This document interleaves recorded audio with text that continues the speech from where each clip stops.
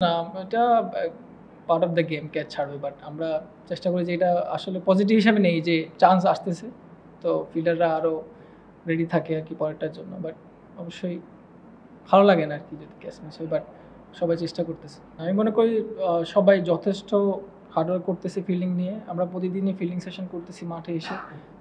চেষ্টা করতেছি যাতে আরেকটু ইমপ্রুভ করা যায়। বাট গেমের মধ্যে এটা হইতে পারে। ক্যাচ মিস হইতে পারে, এটা পার্ট। বাট আমরা চেষ্টা করি যে মানে রিকভার কতটুকু করা যায়। হয়তো আজকে অনেকগুলো মিস হয়েছে, বাট হয়তো নেক্সট টাইম আর হবে না বা আরও কমে যাবে। তো এগুলো আরকি ফোকাস করা। আমরা খুবই মানে ভালো একটা পজিশনে আছি এখন। ওদের কালকে শুধু আর্লি ওদের উইকেট নেওয়া যায় সকাল। বাট মনে করেন ব্যাটিং উইকেট হিসেবে রান খুবই বেশি না। আশা করি আমরা এটা চেস করে আবার ভালো একটা কামব্যাক করব। আমি বলব যে স্পিনারদের জন্য ভালো অপরচুনিটি, মানে যত দিন যাবে উইকেটটা আরও একটু ঘুরবে বা একটু টার্ন হবে। বোলাররা যদি কনসিস্টেন্ট থাকে তাদের লাইনের লেন্থে, আমি মনে করি যে স্পিনাররাই দিন শেষে ম্যাচ জিতাবে আমাদেরকে। না, ওর সাথে বোলিং করে আমি খুবই আনন্দ পাই। মানে ওকে দেখে অনেক কুইক বোলিং করে, তো আমি একটু ইন্সপায়ার ওর থেকে।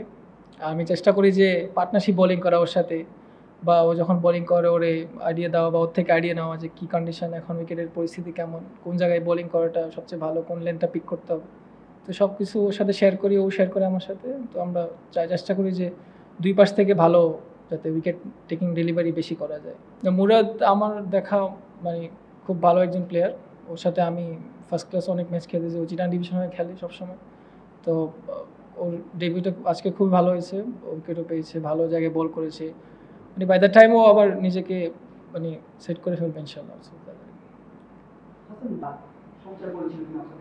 না, ওনারা মানে ব্যথা পাওয়ার পরে যে কামব্যাক করেছে, আবার ফিরে আসছে তাড়াতাড়ি মানে বোলিং করার জন্য। মানে টিমের জন্য ওনারা যে কামব্যাক করেছে, এটা আসলে মানে অনেক বড় একটা জিনিস আমাদের জন্য, বা জুনিয়ররা যারা দেখতেছে ওরাও এটার থেকে অনেক কিছু শিখবে যে আসলে একজন বোলার ইনজুরি হওয়ার পরও সে টিমের জন্য আবার ভিতরে আসতেছে বোলিং করার জন্য। তো এটা খুব ইন্সপায়ারিং। আর আমার কাছে মনে হয় এটা ওনাদের থেকে এটা আশা করা যায় সিনিয়র ক্রিকেটার হিসাবে। 300 আই থিঙ্ক ব্যাটিং উইকেট হিসাবে 300 রান খুবই মানে বেশি বলবো না আমি। বাট আমরা চেষ্টা করতেছি যাতে আরও কম রাখা যায়, ইকোনমিক্যাল বোলিং করা যায়। এখন আপনি দেখেন 103 করে আছে। সো এটা ব্যাটিং উইকেটে এটা হবেই স্বাভাবিক। বাট কালকে যদি আর্লি ওদেরকে ব্রেক থ্রু দেওয়া যায়, 2টা উইকেট বাকি আছে, তারপরে আমরা হয়তো আবার ভালো একটা স্টার্ট করলে টোটাল একটা যদি আমরা দিতে পারি আরও ভালো হবে আর কি। না, এটা নিয়ে হবে ইনশাল্লাহ আমাদের ভালো একটা মানে অফিসিয়ালের ওদের চিন্তায় আছে যে ওনারা কী করবেন। আমরা প্লেয়াররা এনজয় করতেছি ওনার সাথে, উনি ওনার বেস্টটা দিচ্ছেন। বাট আমি আশা করি যে কন্টিনিউ করবে। মানে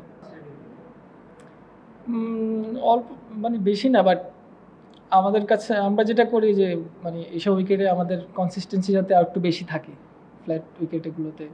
তো মানে ওইটার দিকে ফোকাস থাকে যাতে ভালো জায়গায় বল করি সবসময়, মানে টিমের জন্য কন্ট্রিবিউট থাকে যে যতটুকু ইকোনমিক্যাল বোলিং করা যায়, ওইটাই আর কি আমাদের মেইন ফোকাস থাকে যদি এরকম পিচ থাকে। নিরপেক্ষ, সত্য প্রকাশে আপোষহীন।